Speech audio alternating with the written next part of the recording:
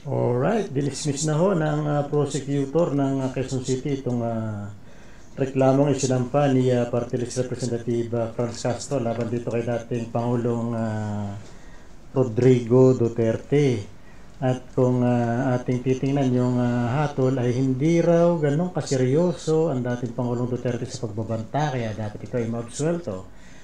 Binanggit din diya ng prosecutor na hindi raw na-authenticate yung video.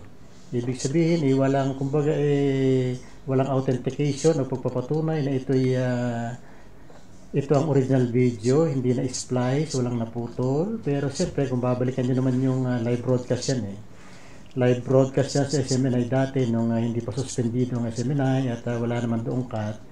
So, but ang basihan nga doon ay hindi raw seryoso ang Pangulong Duterte, ang dating Pangulong Duterte.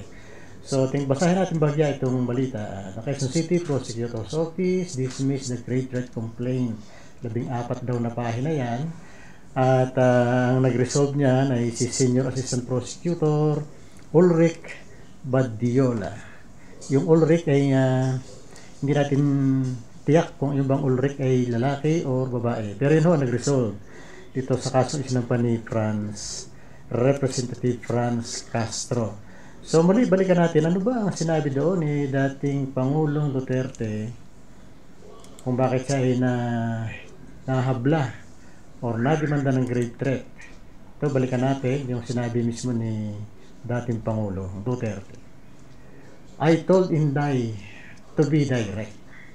Tell them that the intelligence fund is meant to prepare the minds of the Filipinos to address the insurgency that is taking a long time to end. But your first target there, using your intelligence funds, is you, France, you communists who I want to kill. So yun po ang statement ng dating Pangulong Rodrigo Duterte. So, ito ay magiging isang president siguro. Pwede kayo maging president to. Ibig sabihin, yung isang action in the same nature ay pwedeng absuelto. So, halimbawa, ikaw ay nagbanta sa TV o sa iyong YouTube channel. Ikaw ba ay, so baka maabsuelto rin. In other words, pag itong pagbabasihan mo, baka maabsuelto rin pala si General Macanas. Kasi sa YouTube vlog din niya binanggit yung kanyang destabilizing statements.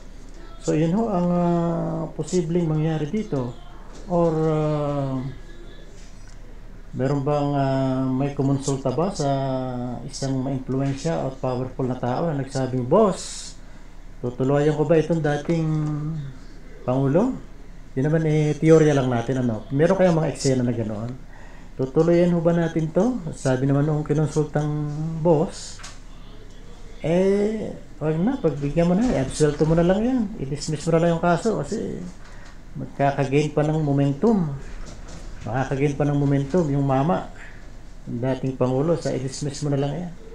Ganun kaya nangyari dito. Pero just the same, ito ay magiging president. Ito kaya ay maging panuntunan na ng mga demanda tungkol about dito sa mga pagbabanta at hindi lang pagbabanta, a criminal case for that matter committed on live programs, on live video. So yan ang ating magandang abangan dito kung ito ba ay magiging president o ito lang ay magiging isolated case dahil nga yung nahahabla ay isang dating Pangulo na si dating Pangulong Rodrigo Digong Duterte.